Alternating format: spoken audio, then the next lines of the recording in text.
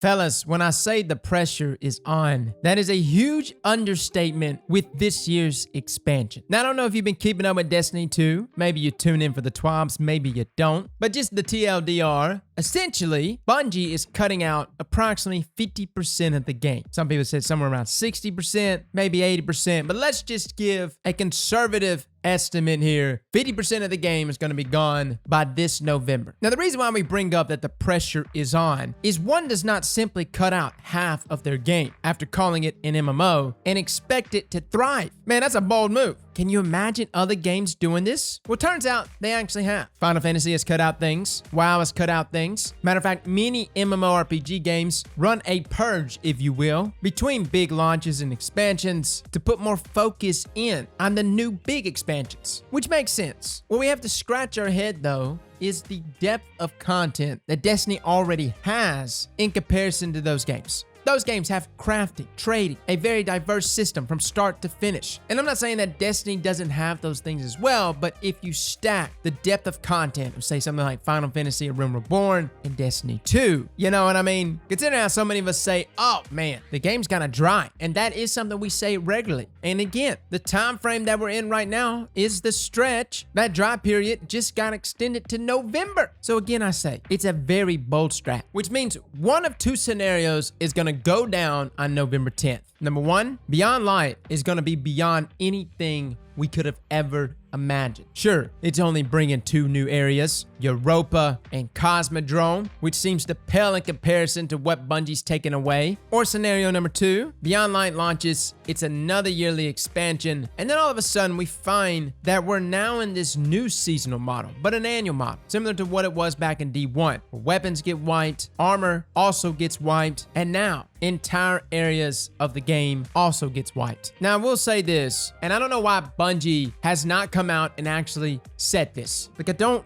get it, and I hope I'm not breaking any NDAs, but at least from my experience, last year, September, we're sitting down with everyone from Bungie, including Luke Smith, who talks about the difficulties that Destiny has in terms of coding and why so many bugs arise with the game. Now, it was stated multiple times that the way the game was actually coded from the ground up is having to be redone. So they actually sat down and openly discussed what they were going to be taking off the menu and whether or not they needed to take off a planet at a time to redo these things. This was a very open and long discussion. I'm talking 8 hours. And that was just discussion with content creators, but I can only imagine how long these guys discussed it amongst themselves. Regardless though, what was laid out to me was essentially, hey, we have to take some of these planets off the map, redo them, recode them, reissue them. And the way this was like pushed toward us was like, hey, this is the alternative to Destiny 3. Because that also got brought up in the discussion. The question that was flat out asked to us from Luke was, hey, listen, why do you guys want a Destiny 3? And what is it that Destiny 3 would have that Destiny 2 couldn't already accomplish? Now, everyone has different ideas of what Destiny 3 should be. I think the three biggest things, at least that I remember pointing out, was A, darkness-based subclasses, B, customizable subclasses, and C,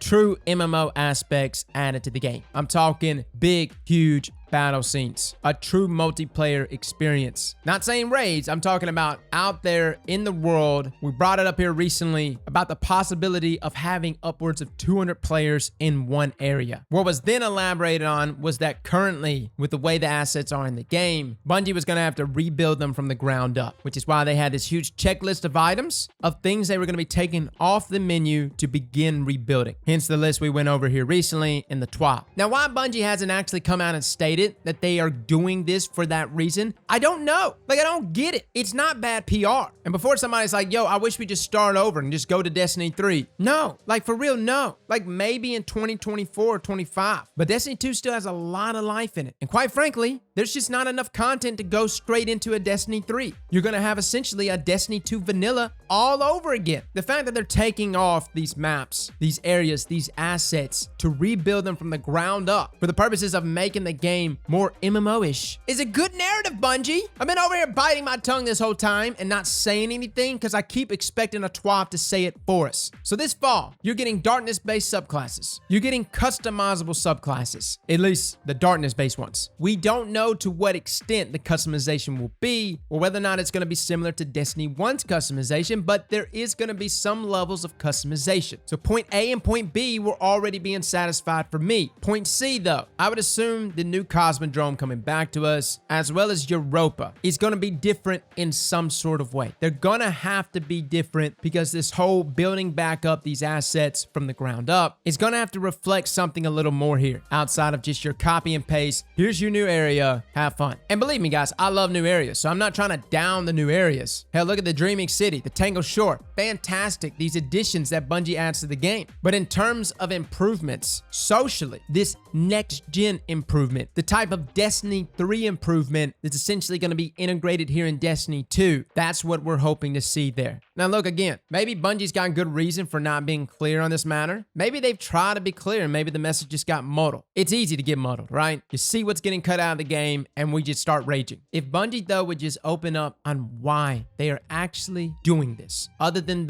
we're just trying to make the game smaller, because even though that may be part of the issue, like I said, what was elaborated to us last fall was that these assets, alongside even our current assets, would have to be rebuilt. And essentially, it would be Destiny 3. Now, the question that's going to come up, and I guess this might be why Bungie has not said anything, and understand we are now in full speculation land. Everything I've said just now and before now has been said from Bungie. At this point, though, I want us to speculate on what could possibly happen in the future when these assets get brought to the game, as there are some technical challenges. The speculation is that potentially when these assets get brought back on board, Bungie might be leaving behind last-gen consoles, PlayStation 4, Xbox One. Now, you're saying that's crazy? I get it, but understand, I'm not talking about the Pro or the Xbox One X. I am talking about the PS4 base and the Xbox One base. These consoles are definitely becoming too outdated for a game like Destiny 2. On top of that, this isn't the first time Bungie has done this. Back in Rise of Iron, in an expansion of the same game, Bungie left behind Xbox 360 and PlayStation 3 players. I think potentially with this rebuild from the ground up of these assets, the essential launch of D3 within D2, Bungie might even drop the 2, I don't even know. But upon pulling these things out of this Destiny content vault, as they so call it, which is not exactly even being vaulted. Like, that's the thing. It's like Bungie's not vaulting this stuff and just like, we're just gonna reissue it whenever. No, they're rebuilding the dang thing. Bungie, say that you're rebuilding it. When those assets, when Nessus returns, when Titan returns, it could return as true next-gen assets, leaving behind the PlayStation 4 and Xbox One. So guys, that is my thoughts on everything in regards to Beyond Light, essentially being Destiny 3. I think this community is extremely mature. I know, say what you want to say. If Bungie was very upfront with what they're doing with the assets, I don't think any of us would have a problem. At this point, though, I wonder if Bungie doesn't want to let PlayStation 4 and Xbox One players know that possibly within the next year, they will be left behind. Let me know in the comments below what you think. Do you like that D3 is essentially launching within D2? Like, instead of them just doing a completely new game and a complete wipe, which I know does sound appeasing to some, right? The idea of starting over, to having a fresh start. But think about the weapon arsenal that we have. We already had to leave it behind once from Destiny 1 to Destiny 2. And I didn't like it then. So to me, guys, I'm completely fine with Bungie just revamping D2 and essentially having D3 launch as Beyond Light. Fellas and ladies, thank you all for coming and watching. And as always, slap that like button like your mama told you right.